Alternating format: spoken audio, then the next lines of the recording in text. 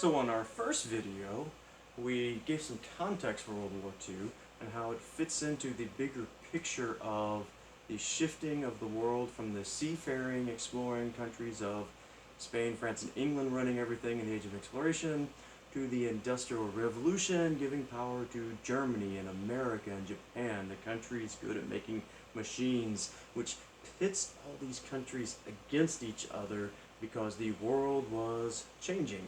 We talked about how Japan's bubble is growing out in the Pacific, and the important lessons to learn from that were Japan started fighting in 1931. A nation short on resources started fighting in 1931, doesn't get around to bombing Pearl Harbor until 1941 when they were certain America would get into the war. They tried to knock us out. They've already used 10 years of resources in a country that doesn't have many resources. Important lesson.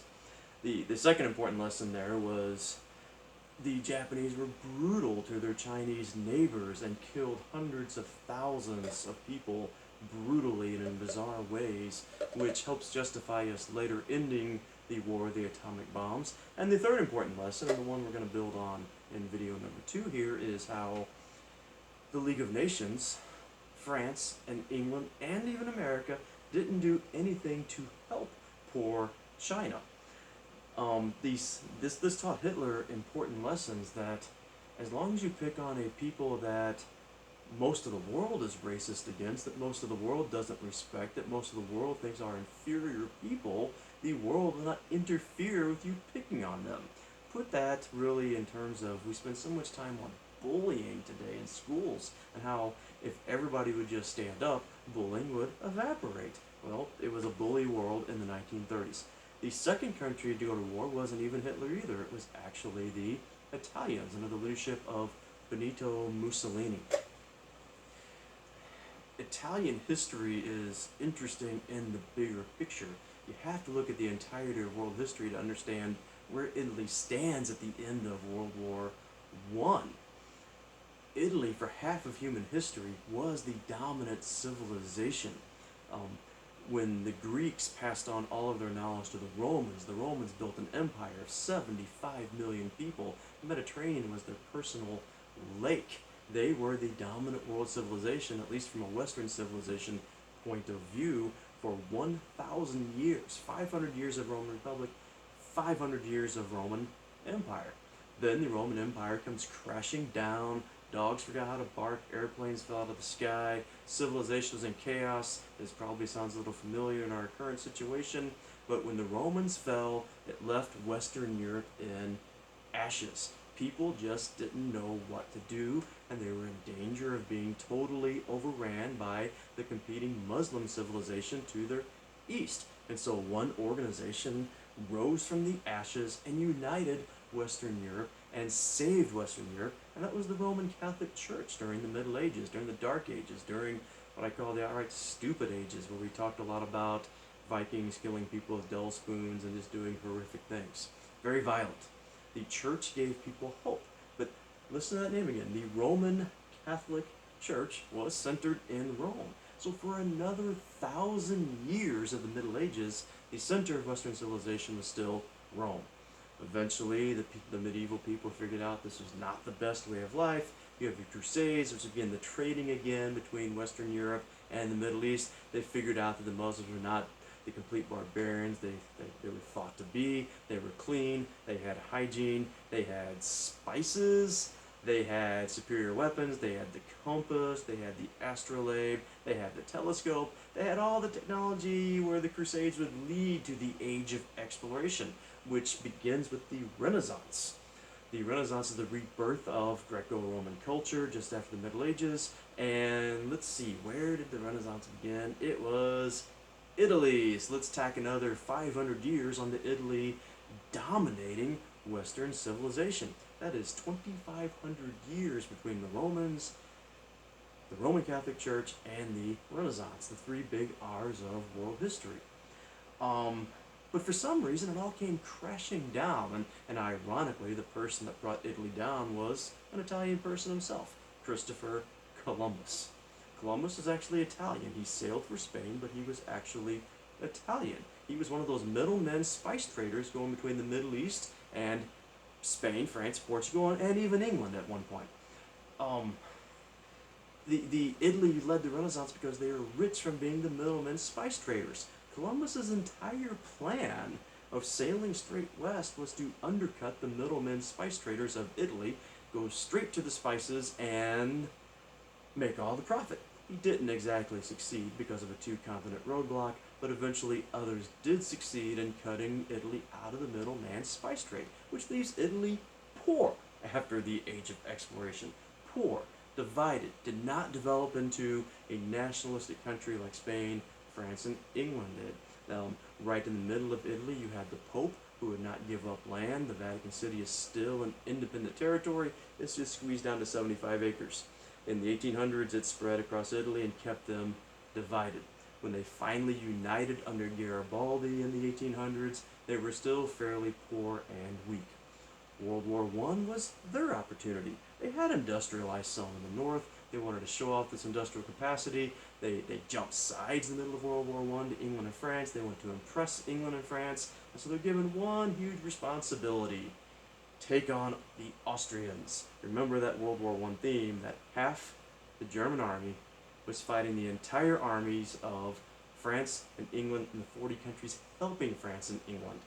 The Austro-Hungarians were Germany's weak ally. They really weren't contributing a whole lot to the war. And so England and France thought, well, we're fighting the Germans. Our new friend, the Italians, can take on the Austro-Hungarians, and it'll be a battle of the worst armies in World War I. That'll prove who the worst army is, which turned out to be the Italians. They lose the Battle of Caporetto. Look this up on the YouTube or on the news. The Italians lost so bad at the Battle of Caporetto they had to abandon their dead in the Alps, and as glaciers recede, Italian dead guys from World War I are being exposed right now in this very day of global warming. And so Italy proves they're the worst possible ally in World War I. They lose the Battle of Caporetto. This leads to instability and unhappiness in Italy. They didn't get anything from the peace treaty because they didn't earn anything. Italy is not the grand country it used to be. And so naturally, a politician is going to arise with one simple promise: we must make Italy great again. And this guy is Benito Mussolini, who achieves office in 1922. He actually invents the idea of fascism. It was not even Hitler who invented fascism. Fascism is based on the Roman word fasces, which is a symbol of power. What Mussolini envisioned was for Italy to regain its powerful roots, the three R's: Rome, Renaissance, Roman Catholic Church. Every Italian must give up something to re-achieve those roots. If everybody would just give up a little freedom of speech, a little freedom of the press, a little freedom of this, a little freedom of that, and pitch in for the good of Italy when Italy's great again, everybody will reap the rewards of Italy being great again. Keep in mind, this is also the 20s and 30s. The Great Depression is setting in. And so Mussolini, like FDR and Hitler, he has to find an economic program. One way to put people to work is to build up your military. If you're a fascist dictator, you want a strong military. You want that symbol of power, that the government is in charge and the government's going to make things great again. Remember, the root of fascism is it's all government. You serve the state, and the idea is when the government can save the state, everybody benefits. So he builds up the military. The grand irony of building up a military, though, is eventually you have to use your military. We talked in the first video how the Great Depression put a strain on resources. The newer countries, like newly unified Italy since the 1800s, newly unified Germany, even America, they want to be imperial players like France and England and Spain had always been. And so Italy needs to get out there and conquer something. It's good for the economy, it'll give them resources. They just gotta find somebody that nobody cares about to pick on. And so Italy's choice, Mussolini's choice, is Mussolini invades Ethiopia. This is a way more fun discussion to have in class because I can ask you questions about what you know about Ethiopia. Typically, the only thing people know about Ethiopia is that's the country you turn on your TV in the middle of the night. I come home from a band show. I got my sack of White Castles that I'm sharing with my kids at 3 in the morning. turn on some TV, and late night TV is terrible. Typically, the first station I turn on is some boohoo thing about puppies, and I need to save the puppies. That's no fun to eat my White Castles with, so I flip the station. The next station is some commercial about mesothelioma and how it kills people. It really does. It's a terrible tragedy. You never want to be a Boilermaker in life. Third station, Ethiopia. Some kid sitting there in a mud puddle. He is starving to death. He has no hair because hair is a byproduct of our nutrition. It's waste product. And if you're not eating, you'll have no hair. You can see his ribs, his stomach is swollen, he's got the scurvy, so his teeth are falling out and his gums are bleeding, and he's looking up at the camera, and as he stares at the camera, a fly walks across his open eyeball because he has not the strength to shoo the fly away, and the cameraman says, You fat man with the White Castles, you could feed this kid for 2 cents a day for life. Then I flip the channel back to the mesothelioma because it's much more interesting. Ethiopia is only known as a poor, sad, backward country. They were actually a little better off in the 1930s. It's the soil depletion that makes them starving today, but they were still a poor, backward African country, and Mussolini literally invades them with tanks and airplanes, modern industrial war technology, and just destroys the Ethiopian army, who were literally throwing rocks at Mussolini's airplanes. Clearly, this is a massive human rights tragedy. The king of Ethiopia, Haile Selassie, he contacts the League of Nations and he begs for help, and the League of Nations, as we explained in the video about Japan, is totally useless. They're on a mission to eradicate war from the earth. They morally do not believe in war. They believe throwing all your weapons away will prevent wars. The irony there is, how can you stop a country going to war? Your only recourse is to also go to war. And the League of Nations just did not have the fortitude or the energy after World War I and the Great Depression to go to war. This leaves the leaders of the world after World War I, England and France. Why don't they go help this poor African country be saved from fascism and Mussolini? They were bled white from World War I. They don't have the manpower. 1/3 of all Scottish people, 1/3 of all Scottish men died in World War I. They're in the Great Depression. England and France just don't have the guts. They don't have the money. They don't have the manpower. They don't have the willpower. And I'm pretty sure you can throw some old-fashioned racism into this formula. This is an African country. Like the Japanese were killing Chinese. It was Asians killing Asians. In this case, it was Europeans killing Africans. Nobody cared about Ethiopia. And so Mussolini conquers Ethiopia in 1936. Now, the significance of this, Mussolini is always really a junior partner in World War II, does not make a huge impact. His impact is in the 20s and 30s. He's showing Hitler what can be done. Hitler's learning again from this process that as long as you pick on a country that people consider inferior and backward and not important, nobody's going to come help that country.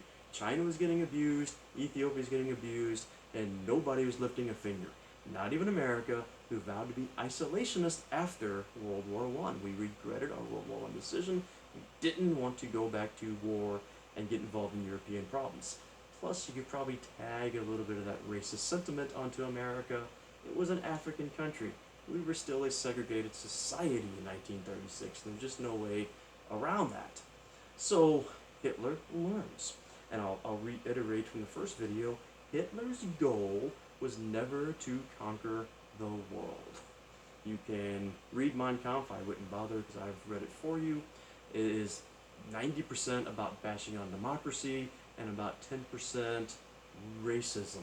His goal, his stated goal, now Hitler of course is a liar in many ways and a manipulator, but he says in Mein Kampf he wants to conquer Russia.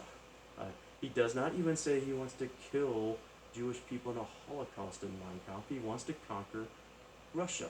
He wants to create his blonde-haired, blue-eyed, superior German race. His genetic ideas were wrong, but nobody knew this in the 1930s. The double helix has not been discovered by Watson and Crick yet. Hitler wants to conquer Russia. He wants to develop his master race and give them Lebensraum, elbow room. He believed people were better off to live in the country and live on farms. He wanted blonde-haired, blue-eyed German men and women to have 10 children on farms. And Russia is the ultimate farming space. He did not really have a program right away of killing what he considered inferior peoples, whether they be Jews or Poles or Russians or Czechs or Slovaks or whoever. You can see that later if you really look at the Holocaust. The beginning of the concentration camps and the death camps was haphazard and not planned out well at all. His original goal was to conquer Russia, use that Ukrainian farmland that is the best farmland in the world to house Germans, and then use the inferior peoples to work in the dirty cities where it's smoggy and coal dust and industrial revolutionized. The what he considered the good Germans would be living on idealistic little farms, becoming mentally and physically stronger and stronger people.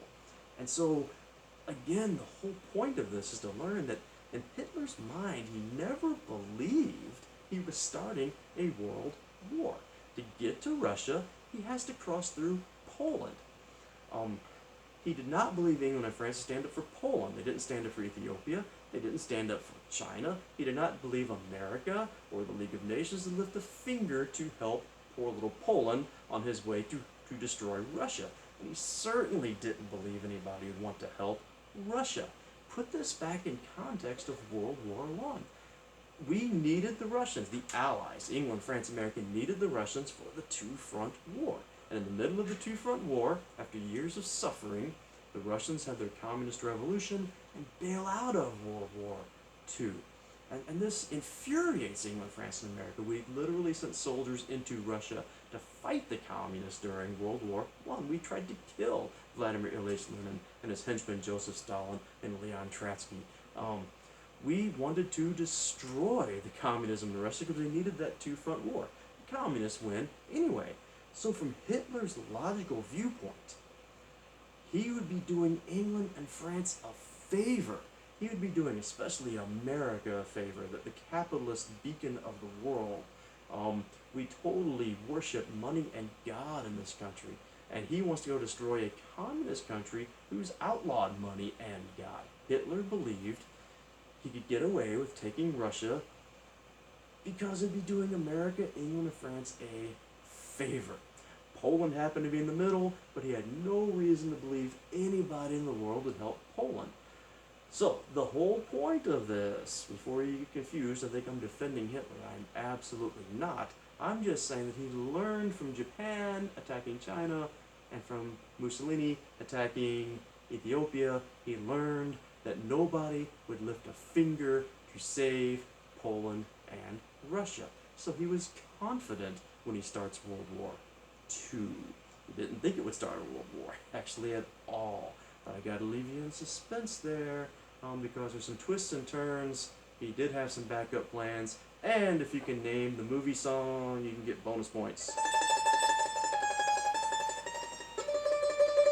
It does have to do with Italy.